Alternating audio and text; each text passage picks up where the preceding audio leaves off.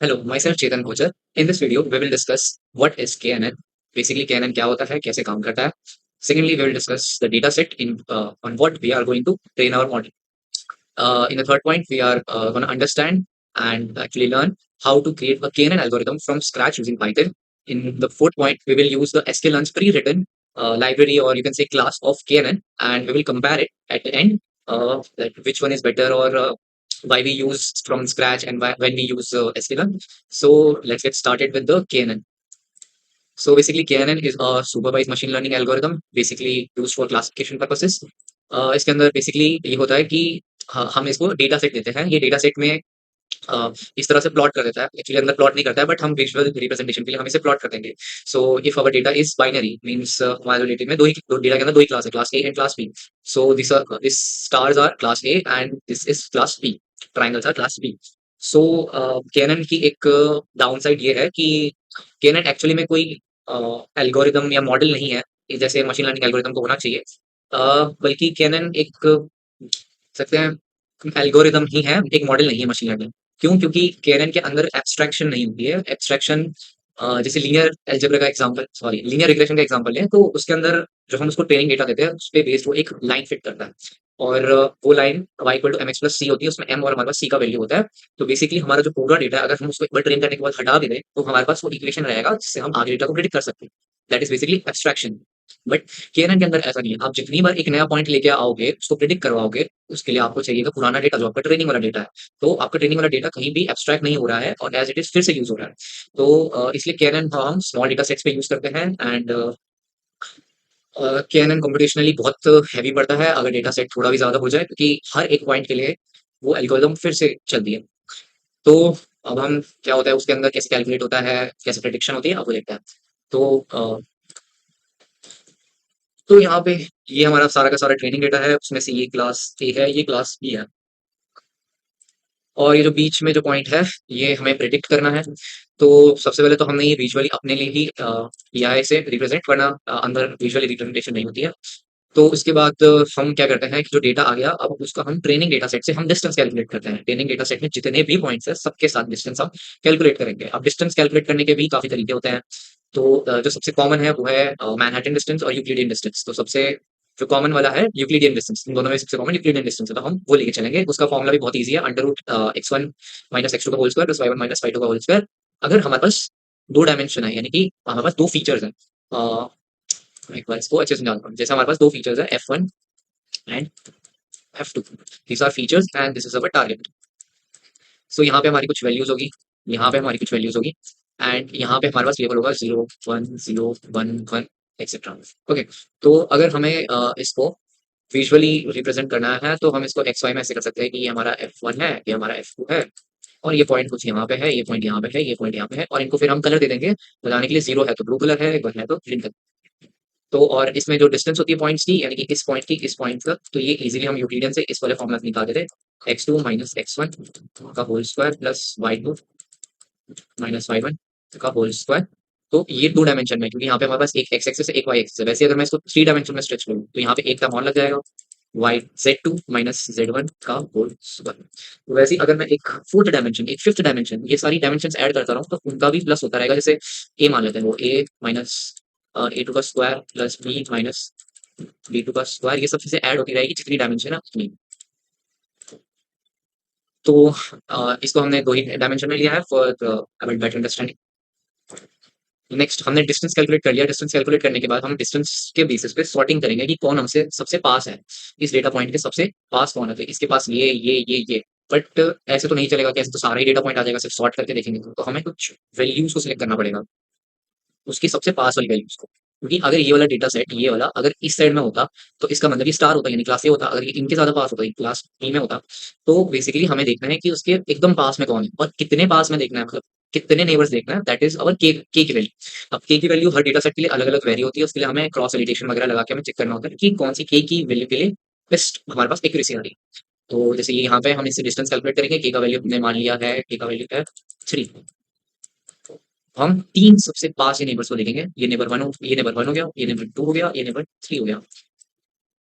तो अब इन तीनों नेबर में हम देखेंगे कि कौन सी क्लास कितनी बार आ रही है। तो इसमें जो क्लास बी है वो 2 बार आ रही है, क्लास ए 1 बार आ रही है, क्योंकि क्लास बी डोमिनेंट है और इसका मतलब ये वाला जो पॉइंट है वो क्लास बी के ज़्यादा पास है, तो ये भी क्लास बी होगा। तो that is how KNN predicts. अब इसके अंदर एक चीज़ और कि अगर के का वैल्यू हमारा मैं 2 ले लेता हूँ, ठीक है? तो अगर मैं के का वैल्यू फिर से ड्रॉ कर देता हूँ मैं, तो अगर मैं के का वैल्यू 2 ले लेता तो एक ये पॉइंट आता और एक ये पॉइंट आता। तो अब हमें पता ही नहीं चलेगा कि डोमिनेंट कौन है, कौन ज़्यादा आ रहा है, ये किसके पास है, क्योंकि क्लास ए भी आ गया इसमें, क्लास बी भी आ गया। तो एक बात ये ध्यान रखनी होती है के की वैल्यू डिसाइड करते हुए कि जो हमारी के की वैल्यू है, वो नंबर ऑफ क्लास के इक्वल कभी भी नहीं होनी चाहिए। नंबर ऑफ क्लासेस के इक्वल नहीं होनी चाहिए। इस केस में हमारे पास 2 ही क्लास है, क्लास ए और क्लास बी। तो मतलब के का वैल्यू 2 तो नहीं होना चाहिए, 2 से ज़्यादा होगा चलेगा एंड 2 से कम भी नहीं होना चाहिए वैसे तो। तो ये सब तो हम अलग-अलग वैल्यू पे टेस्ट करके पता लगा लेंगे। नेक्स्ट हम वो करते हैं हमारे डेटा सेट। तो डेटा सेट हमने कैगल से लिया है, ये हमारा breast cancer detection data set होने वाला है। इसके क्रेडेंशियल्स यहाँ पे लिख रखे हैं कि कहाँ से क्या है डेटा कलेक्ट किया गया है, और ये उसकी सारी कॉलम्स वगैरह है। अब हम चलते हैं वीएस कोड पे, वहाँ पे अच्छे से देखते हैं क्या चल रहा है डेटा के। तो हमने सबसे पहले पांडास को इंपोर्ट कर लिया, फिर हमने ये डाउनलोड कर लिया था डॉट सीएसवी फॉर्मेट के अंदर। तो इसको उसको डेटा फ्रेम के अंदर कन्वर्ट कर दिया, पांडास डेटा फ्रेम के अंदर, और फिर डॉट हेड से हमने उसके टॉप के 10 एलिमेंट्स को हमने ले लिया। और इसके अंदर हम जितना भी काम करेंगे उन सब में जो स्टार्टिंग इंडेक्स होगा वो हमेशा 0 होगा, जो एंडिंग होगा वो n-1 होगा, और n जो होगा वो साइज होगा। ठीक है, तो हमने 10 लिया है, तो 10-1 इज 9, तो 9 हमारा लास्ट एलिमेंट है और 0 हमारा फर्स्ट एलिमेंट, टोटल 10 एलिमेंट हो गए। उसके बाद ये हमारा डेटा है, इसके अंदर हमारे पास आईडी है, डायग्नोसिस है, और ये उसके अलावा जितना भी है वो सारा हमारा फीचर्स है। फीचर्स के अंदर क्योंकि बहुत ज़्यादा फीचर्स है, बहुत ज़्यादा मल्टी डायमेंशनल जा रहे हैं, हम इतना कॉम्प्लेक्स नहीं करेंगे। हम क्या करेंगे कि जो मीन वैल्यूज़ है बस वो ले लेंगे, क्योंकि मेजॉरिटी केसेस में हम मीन वैल्यू लेके चलते हैं। जो एस की वैल्यूज़ है, वर्स्ट वैल्यूज़ है, वो हम नहीं लेंगे, हम सिर्फ मीन वाली वैल्यू लेके चलेंगे। और जो आईडी वाली वैल्यू है वो हमारी कोई काम की नहीं है। और जो डायग्नोसिस है वो हमारा मेन प्रिडिक्शन है कि हमें यही प्रिडिक्ट करना है कि एम है या बी। ठीक है, तो पांडास हमें कुछ मेथड्स देता है जिससे हम चेक कर सकते हैं कि डेटा में कोई दिक्कत तो नहीं है। तो df डॉट इन्फो, मतलब यहाँ पे डेटा फ्रेम का नाम आ जाएगा, df दिएगा फिर डॉट इन्फो। इससे हमें पता लग जाएगा कि क्या क्या वैल्यूज आ रही है। बेसिकली ये दिखाने के लिए कि कितनी रोज है, कितनी कॉलम्स है, और इनिशियल वैल्यू और कुछ लास्ट की वैल्यूज दिखा देता है। ये इतना यूजफुल नहीं है वैसे, यूजफुल है df डॉट डिस्क्राइब। तो ये हमें काफी चीजें बता देता है, जैसे काफी सारी हमें मैच करने से बचा लेता है। इसके अंदर हमारे पास काउंट है कि कितना ही कॉलम्स है, सॉरी कितनी रोज है, इसके अंदर मीन बता देगा कि उन सबका मीन क्या है, इसके अंदर पूरे कॉलम का मीन क्या है। फिर स्टैंडर्ड इसके अंदर अगर ध्यान से रखोगे तो डायग्नोसिस ने इसको स्किप कर दिया। इसे डायग्नोसिस को इसलिए स्किप किया क्योंकि डायग्नोसिस हमारी न्यूमेरिकल वैल्यू नहीं थी। न्यूमेरिकल वैल्यू अगर होती है तो ही हमारा ये सारा वैल्यू स्टैटिस्टिक्स निकलता है, वरना नहीं निकलता। फिर ये स्टैंडर्ड है, मिनिमम है, 25% वैल्यू क्या है, 50 मैक्स वैल्यू क्या है, वगैरह वगैरह, ये सारी वैल्यूज है। और मेन तो हमें देखना होता है कि मेन के अंदर कहीं जीरो तो नहीं आ। ये जीरो अगर है तो वो आउटलायर है, और मैक्स को हमने एवरेज के साथ मीन के साथ कंपेयर करना है कि अगर ज्यादा डिफरेंस है तो इसका मतलब कि हमारे पास काफी सारे आउटलायर्स हैं, उन आउटलायर्स को भी हमें रिमूव करना पड़ता है। This is basically ADA data exploratory analysis. तो इसकी डेप्थ में हम नहीं जाएंगे, हमारा काम यहाँ पे पड़ेगा भी नहीं, क्योंकि यहाँ पे सारा जो डेटा है वो एकदम सही है। उसके बाद हम एक फंक्शन लिखेंगे label encoding. Label encoding is basically अगर हमारा जो लेबल है, क्लास लेबल है, जैसे एम है बी है, तो अगर वो हम एम और बी के अंदर ही रखेंगे तो जो हमारा एल्गोरिदम है उसको दिक्कत रहेगी। ठीक है, और डेटा जो मशीन है हमारा वो हमारा न्यूमेरिकल डेटा को बेटर तरीके से कन्वर्ट करता है, जल्दी एफिशिएंट रहता है। तो हम ये जो हमारी जितनी भी क्लासेस है इनको कोई नंबर असाइन कर देंगे। This basically label encoding. तो इसमें मैंने बहुत सिंपल सा काम किया कि मैंने एक्स को लिया है, और अगर एक्स मेरा एम के बराबर है तो रिटर्न जीरो, यानी कि एम को जीरो के साथ मैप कर दिया, और बी है तो वन के साथ मैप कर दिया। और इसका यूज करके मतलब हमने डायग्नोसिस वाला कॉलम लिया और उसके सारे एलिमेंट पे हमने ये फंक्शन अप्लाई कर दिया। नेक्स्ट अब हम करेंगे हमारा केएनएन हो गया, डेटा सेट हो गया। अब हम स्क्रैच से एल्गोरिदम, जो सबसे इंपॉर्टेंट पार्ट है, हम वो देखते हैं। तो सबसे पहले जो मैंने फंक्शन बनाया वो लेवल एनकोडिंग का, जो मैं पहले से बता चुका हूँ। ये कुछ लाइब्रेरीज इंपोर्ट करनी पड़ती है। अ, इन लाइब्रेरीज का यूज करेंगे जिससे हमें बहुत सारा कोड नहीं लिखना पड़े, कुछ कोड तो हमारे पास हो। देन हमने सबसे पहले बनाया है ट्रेन टेस्ट स्प्लिट। इसके अंदर हम एक्स के अंदर फीचर्स लेंगे, वाई हमारा टारगेट वैल्यू है, ट्रेन परसेंटेज के अंदर हम लेंगे कि कितना परसेंट डेटा हमारा ट्रेनिंग में यूज होगा, और उसका जो बचा हुआ होता है वो टेस्ट के लिए होता है। तो आप कुछ भी स्पेसिफाई कर सकते हो, दोनों में से कुछ भी चलेगा। हमने डिफॉल्ट वैल्यूज ले रखी है, अगर यूजर ना दे तो कभी शफल इक्वल टू ट्रू, यानी कि अगर कोई वैल्यू 0 से लेके 100 तक है तो वो शफल कर देगा, 59 वाला टॉप पे आ जाएगा, लाइक ऐसे शफल हो जाएगा। तो इससे क्या होता है, कुछ-कुछ डेटा सेट ऐसे होता है कि जिनमें ऐसा होता है कि कुछ-कुछ क्लासेस के हिसाब से कि जो अल्फाबेटिकल में होता है कि जैसे मेरे पास 3 क्लासेस है ए-बी-सी, शुरुआत का सारा डेटा ए में है, फिर बाकी का डेटा बी में है, फिर बाकी का डेटा सी में है।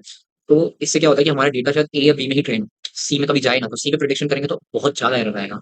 तो उसको हम मिनिमल करने के लिए हम शफल का यूज़ करते हैं। रैंडम स्टेट इज़ बेसिकली कितना ज़्यादा शफल करना है। तो ये बेसिकली एक एल्गोरिदम है शफल करने के लिए, कि अगर हमारा शफल ट्रू है तो इसमें देखेंगे अगर रैंडम स्टेट नॉट नन है तो हम रैंडम स्टेट स्टेटिस्टिक सेट कर देंगे। और ये बेसिकली हमारा जो भी है शफलिंग हो रहा है, उसके बाद इस वाले स्टेज के अंदर हम लोग जाके डेटा को अलग अलग कर लेंगे। जैसे यहाँ पे 0 से लेके n-1, जैसे साइज हमारा आ गया जैसे x का हमारा साइज था 500 समथिंग का, तो मैं 500 ही ले लेता हूँ। तो 500 इंटू 0.7 हो जाएगा। इसका जो आउटपुट है इसका जो आउटपुट है जैसे 350 है। इसका जो आउट ये वाला इतनी जो रोज है वो ट्रेनिंग को अलॉट हो जाएगी, और उसके जो करस्पॉन्डिंग आउटपुट है 0101 वाई ट्रेन को अलॉट हो जाएगा। फिर एक्स टेस्ट वाई टेस्ट के अंदर हमारे पास जो बचा हुआ डेटा है, यानी कि 351 से लेके बचा हुआ 500 तक का डेटा, ये हमारा जाएगा इन दोनों के अंदर।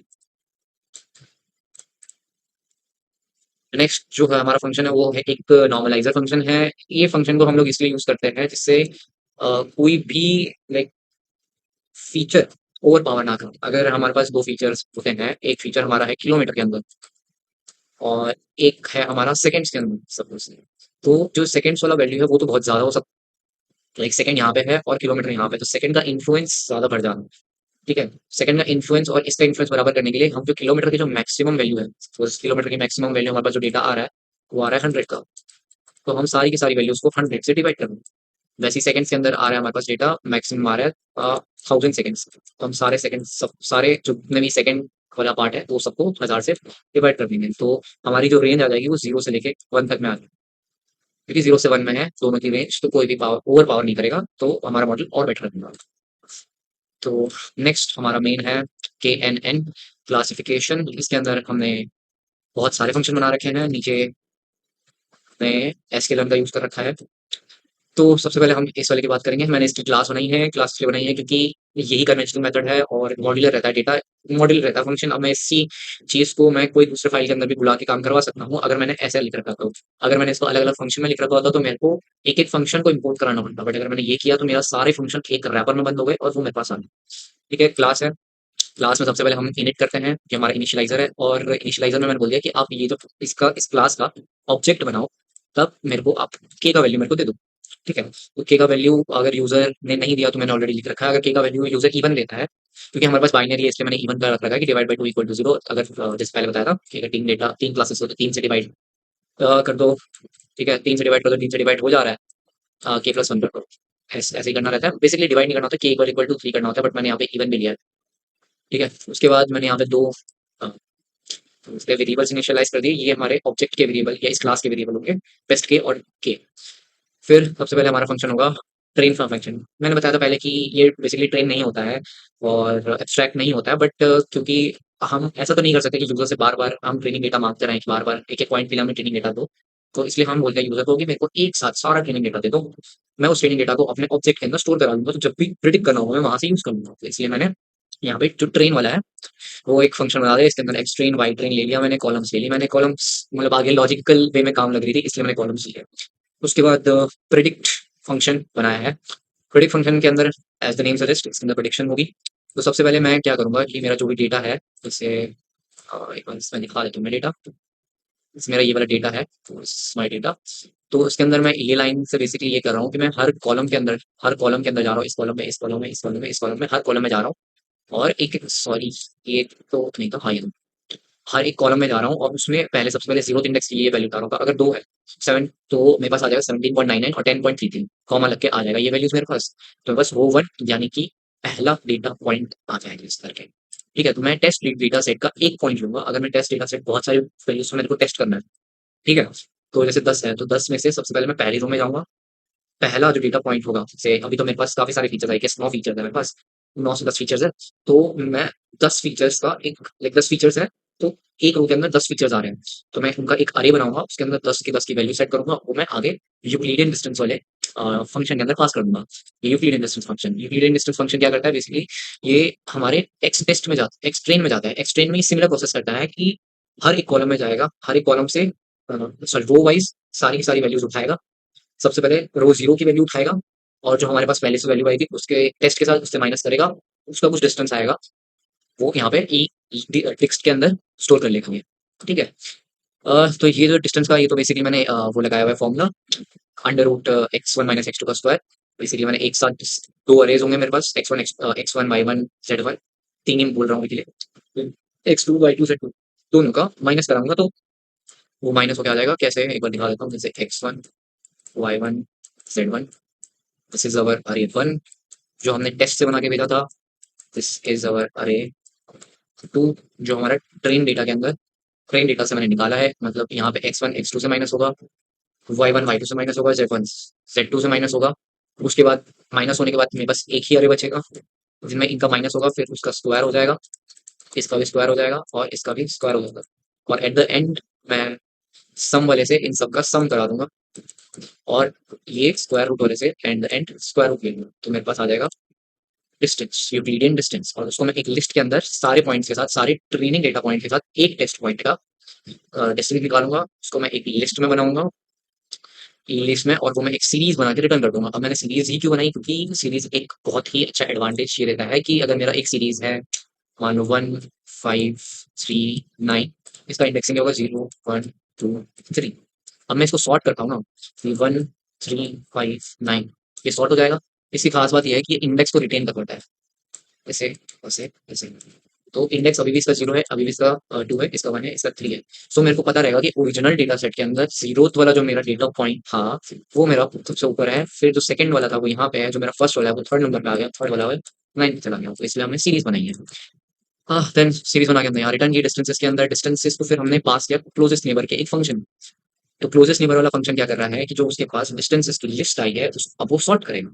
ठीक है, तो ये हमने यहाँ पे कर दिया सॉर्ट। सॉर्ट करने के बाद मैंने हेड हेड यानी कि टॉप की वैल्यूज लेगा कितनी के बराबर थी, के जो हमने यहाँ पे ले रखा है के, ये हमने इसलिए ऐसा अजीब सा कर रखा है कि जो हमारा के का वैल्यू है वो ज्यादा बड़ा ना हो जाए, तो यहाँ पे मैंने के का वैल्यू ले लिया।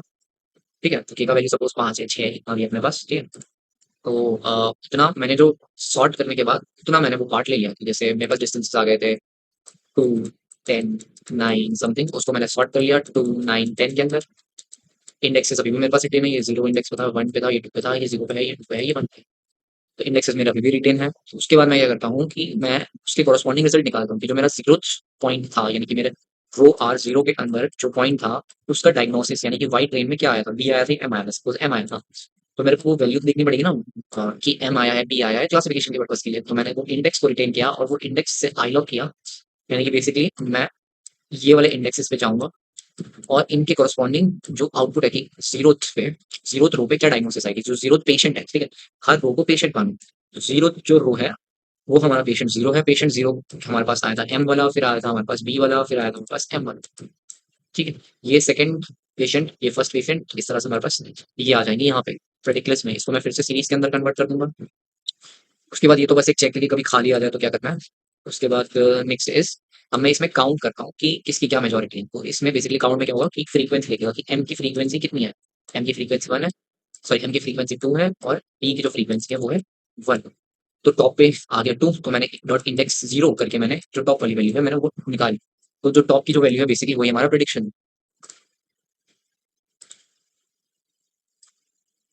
तो ये हमारा प्रेडिक्शन यहाँ पे आ गया।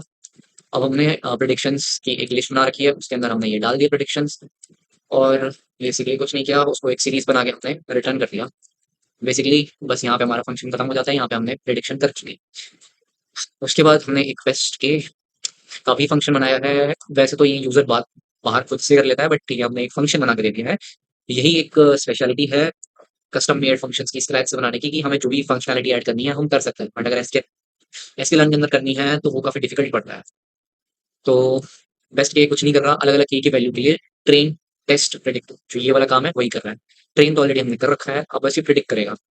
ठीक है, तो यहाँ पे ये प्रिडिक्ट कर रहा है, और मैंने एक एक्यूरेसी करके फंक्शन यहाँ बना रखा है जो कुछ नहीं कर रहा, जो एक्चुअल वैल्यू आई थी और जो प्रिडिक्ट उसने वैल्यू की उनमें देख रहा है कि क्या सही है क्या गलत है, उस हिसाब से स्कोरिंग कर रहा है और एक्यूरेसी निकाल के दे रहा है। इंटू 100 कर रहा है, divide by total number of outcome से कर रहा है, और इसको राउंड कर रहा है 2 डेसिमल प्लेसेस तक।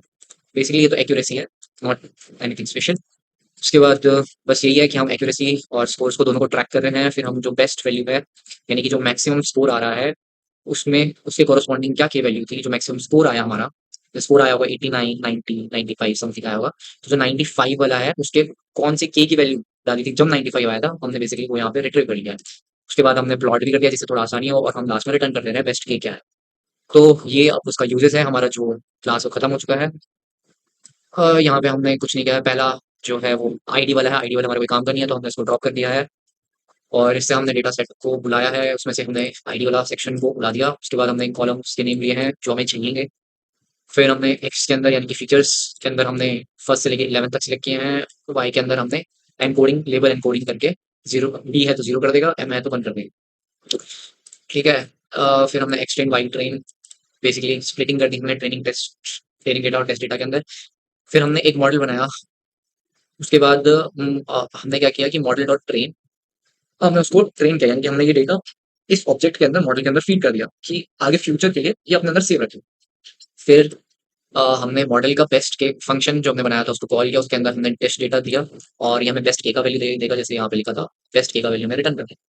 तो मेरे पास बेस्ट के का वैल्यू आ जाएगा, वो मैं प्रिंट करा के दिखा दूंगा बेस्ट के का वैल्यू क्या है। देन हम बेस्ट के की वैल्यू का हम मॉडल बनाते हैं, उसको हम फिर से ट्रेन करते हैं कि इस वाले ट्रेन के अंदर इस वाले मॉडल के अंदर हमारे पास डेटा है ही नहीं एक्सट्रीम वाइटिंग, हमें वो देना पड़ेगा फिर से। उसके बाद हम इसकी प्रिडिक्शन कराते हैं, इसकी एक्यूरेसी टेस्ट करते हैं एंड दैट्स इट। इसको एक बार हम रन करके इसका आउटपुट देख लेते हैं क्या आ रहा है। तो ये का थोड़ा स्लो चलेगा क्योंकि पहली बात तो रिकॉर्डिंग चल रही है और दूसरी बात मैंने बोला कॉम्पिटिशनली हैवी है तो एक्चुअल में हैवी है। तो ये की वैल्यू 3 के लिए टेस्ट किया, 85.96 आया, 89.475 पे आया, 7 पे 88.3 आया, देन 9 पे 88 9.47 आया, देन 89.47 फिर से ओके। यहाँ पे हम के का वैल्यू ले सकते हैं, 5 ले सकते हैं और 9 से लेकर 13 तक ले सकते हैं, बस के लिए सेम ही आ रहा है। तो बेस्ट के का वैल्यू हमने 5 उठा लिया। उसके बाद मॉडल ट्रेन हो गया और इस मॉडल की एक्यूरेसी आ गई 89.47। अब इस एक्यूरेसी को हम याद रखेंगे 89.47, इसको हम लिख देंगे वाइट कलर 89.47%। जो हमने स्क्रैच से बनाया था उसका एसके लर्न का लेकिन अब ये वाला मैं पूरा कमेंट आउट कर देता हूँ and proceed with this sklearn. सबसे पहले वही नेसेसरी लाइब्रेरीज इंपोर्ट की, सारा चीज इंपोर्ट किया हमने जितना भी नेसेसरी था। उसके बाद लेवल एनकोडिंग किया, फिर डेटा सेट को लोड किया, ट्रेन टेस्ट फिट लगाया, सेम वही हमने मॉडल को बनाया। एसके लर्न का यूज करके बनाया है इस बार के नेबर क्लासिफायर, ये एसके लर्न का है। यहाँ पे देखो के नेबर, और हमारा जो था वो था के एन एन क्लासिफायर, नाम अलग था उनका। वहाँ पे थे। तो हमने यहाँ पे मॉडल को ट्रेन किया, फिर हमने बेस्ट वैल्यू देखो एसके लर्न ने हमें बेस्ट वैल्यू फाइंड करने का नहीं दे रखा, हमें ये ऐसे मैनुअली करना पड़ रहा है कि स्कोर और वैल्यू सेम वही लॉजिक है, स्कोर और वैल्यूज का एक लिस्ट बनाया है, हर वैल्यू के लिए ट्रेन कराया है और मैक्सिमम स्कोर के लिए कॉरेस्पॉन्डिंग के देखा है, प्लॉट करवाया है फॉर विजुअल रिप्रेजेंटेशन।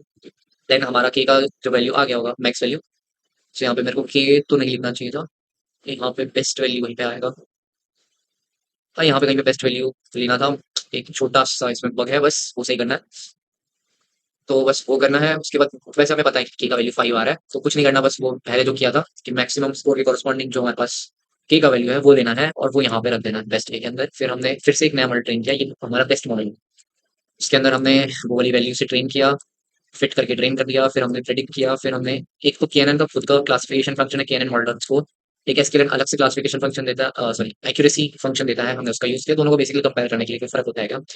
फिर हमने उनको डिस्प्ले करा दिया राउंड ऑफ करके वो डेसिमल बेसिस तक, फिर कंफ्यूजन मैट्रिक्स पे अपने को डिस्प्ले कर दिया और बाकी सब हमने जो प्रिडिक्शन और ट्रेनिंग डेटा सेट है उनको हमने प्लॉट कर दिया। क्योंकि प्लॉटिंग हम सिर्फ 2 डायमेंशन में कर सकते हैं या 3 डायमेंशन में भी इसमें कर सकते हैं, बट हम फॉर सिंपलिसिटी सिर्फ जो स्टार्टिंग के हमारे पास 2 फीचर्स है रेडियस और टेक्सचर, बस इनको ही लेके हमने प्लॉटिंग किया। देख लेते हैं रिजल्ट क्या आता है। तो इसमें देखेंगे तो इस पे भी 5 पे आ रहा है और 9 से लेकर 13 तक आ रहा है, तो कोई भी वैल्यू ले सकते हैं, तो हम यूजुअली छोटी वैल्यू प्रेफर करते हैं तो हम 5 प्रेफर करेंगे। हाँ, उसके बाद ये है हमारी कन्फ्यूजन मैट्रिक्स। कन्फ्यूजन मैट्रिक्स बहुत ही आसान है समझने के लिए। इसमें क्या होता है कि ये हमारा है ट्रू लेवल, ये हमारा है प्रेडिक्टेड लेवल। ट्रू लेवल एज ए नेम सजेस्ट ये हमारा एक्चुअल है और प्रेडिक्टेड लेवल यानी कि ये हमारी मशीन ने प्रेडिक्ट किया। तो 0 0 जहाँ पे दोनों चीजें मैच हो रही है यानी कि ये ट्रू हो, 1 1 मैच हो रहा है ये हमारा ट्रू है, ये हमारा फॉल्स है क्योंकि यहाँ मैच नहीं हो रहा है। उसी तरह से ये भी हमारा फॉल्स है। अब क्या है ये ध्यान से देखेंगे तो 0 0 यानी कि ये हमारी नेगेटिव वैल्यू थी, इसमें नेगेटिव वैल्यू हो हमें सही प्रेडिक्ट कर यानी कि कैंसर नहीं है, ठीक है, दैट इज 0। तो ट्रू नेगेटिव यहाँ पे कैंसर एक्चुअल में नहीं है बट इसने कैंसर प्रेडिक्ट किया है यानी कि ये फॉल्स पॉजिटिव यानी कि गलत पॉजिटिव डायग्नोसिस देती है उसे। फिर 1 0 यानी कि एक्चुअल में कैंसर है इसने नहीं दिया यानी कि फॉल्स नेगेटिव है। वन वन है यानी कि एक्चुअल में था कैंसर और दिया भी है इसने, तो this is positive, this is और ट्रुथ टेबल। इसका यूज करके हम एक्यूरेसी फाइंड आउट कर सकते हैं। एक रिकॉल करके एक और मैट्रिक्स होती है, अ, फिर एक प्रिसीजन करके होती है, फिर एक F1 करके होती है। तो ये सारी चीज़ें हम इस कन्फ्यूजन मैट्रिक्स से निकाल सकते हैं। कन्फ्यूजन मैट्रिक्स हमारी बेसिकली 2x2 की हर बार नहीं आती है।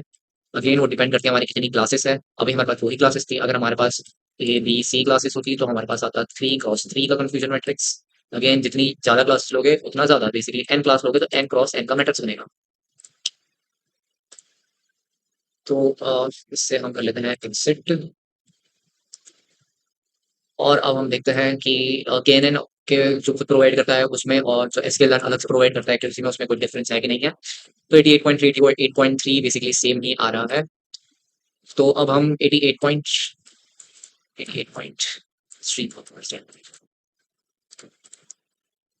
तो अब हमारा ये वाला पार्ट भी हो चुका है। Second, हमने केएनएन क्या होता है ये भी देख लिया, डेटा सेट भी देख लिया हमने, स्क्रैच से एल्गोरिथम ट्रेन कर ली, एसक्यूएल के थ्रू एल्गोरिथम ट्रेन कर ली। अब हम करेंगे कंपेयर। तो कंपैरिजन के अंदर एक कंपैरिजन तो मैंने ऑलरेडी कर दिया था कि कस्टम वाले के अंदर हम काफ़ी चीज़ें हम अपने हिसाब से एडजस्ट कर सकते हैं, तो ये बेनिफिट है कस्टम का। एसएलएन का ये है कि इतना सारा लॉजिक खुद से लिखना नहीं पड़ता, हमें प्री रिटन लॉजिक मिल जाता है, फास्ट इम्प्लीमेंटेशन हो जाती है। अगर हमारे पास ज़्यादा टाइम नहीं है तो हम एसएलएन को प्रेफर करेंगे। लॉन्ग रन के लिए चाहिए हमें तो हम कस्टम मेड बनाएंगे, स्क्रैच से बनाएंगे। एक्यूरेसी देखें तो ज़्यादा कोई फर्क है नहीं, 88.3 है, 89.47 है। डेटा चेंज करेंगे हम और क्या बोलते हैं, डेटा चेंज कर देंगे। बेसिकली मेन तो डेटा पे ही है कि अगर डेटा चेंज कर देंगे तो शायद एसक्यूएल वाला ऊपर हो जाए, ये स्क्रैच वाला नीचे हो जाए थोड़ा सा। और क्या बोलते हैं, अगर हम डेटा का साइज कम ज़्यादा करें तो कुछ फ़र्क आ जाएगा इसके अंदर, तो लाइक ऑलमोस्ट सेम सेम सही रहता है। बट हाँ, कस्टम मेड में ये है कि आप अपने हिसाब से और इसको कस्टमाइज़ कर सकते हो कि एक्यूरेसी थोड़ी और बढ़ा सकते हो, थोड़ी-सी एकदम। अगर इंडस्ट्रियल लेवल पे बात करें तो थोड़ी एक्यूरेसी बढ़ना भी काफ़ी बड़ी बात होती है, तो वहाँ पे हम कस्टम मेड बना रहे होते हैं। एंड इसके जो लास्ट में नेगेटिव पॉइंट्स बताने वाला था वो मैंने स्टार्टिंग में ही बता दिए कि नेगेटिव पॉइंट्स यही है कि कंप्यूटेशनली हैवी पड़ता है और कोई एब्स्ट्रैक्शन होता नहीं है इस पे। और इसके अंदर ऐसा कोई नेगेटिव पॉइंट है नहीं, बहुत स्मॉल डेटा सेट पे काम करता है, बस ये 2-4 नेगेटिव पॉइंट्स है। एंड पॉजिटिव्स और क्लासिफिकेशन अच्छे से कर देता है, काफ़ी सिंपल एल्गोरिदम है, बस डिस्टेंस बेस्ड है। हाँ, एक नेगेटिव और है जिसका कि जो इसमें डिस्टेंस है, तो डिस्टेंस हमें अलग-अलग डिस्टेंसेस ट्राई करने पड़ते हैं, यूक्लिडियन, मैनहट्टन, चेकोस्की, अलग-अलग हमें ट्राई करने पड़ते हैं। और कभी कोई काम करता है, कभी कोई काम करता है, कभी आधे डेटा सेट में कोई काम कर रहा होता है, आधे डेटा सेट में कोई और काम कर रहा होता है। तो ये है। और एक और है इसका डिसएडवांटेज कि ये आउटलायर्स पे बहुत ज़्यादा सेंसिटिव है। अगर आउटलायर मतलब कि हमारा जो नॉर्मल डेटा है, वो हमारा सारा डेटा यहाँ पे लाई कर रहा है सारा, और कुछ पॉइंट्स है तो यहाँ, यहाँ, यहाँ, यहाँ जो प्लॉट से भी एकदम बाहर जा रहा है, तो ये जो हमारा सारा डेटा है, ये हमारा आउटलायर है। ये हमारे पूरे एल्गोरिदम को खराब करने के लिए काफ़ी है। तो हमें जो मैंने स्टार्टिंग में बताया था ईडीए, एक्सप्लोरेटरी डेटा एनालिसिस, इसके अंदर हमें ये सारे आउटलायर्स और जो मिसिंग वैल्यूज़ हैं, वो हैंडल करना होगा। बेसिकली ये केएनएन स्पेसिफिक नहीं है, बहुत सारी एल्गोरिदम्स का ये एक मेजर ड्रॉबैक है। तो केएनएन के अंदर तो इतना ही है। Thank you.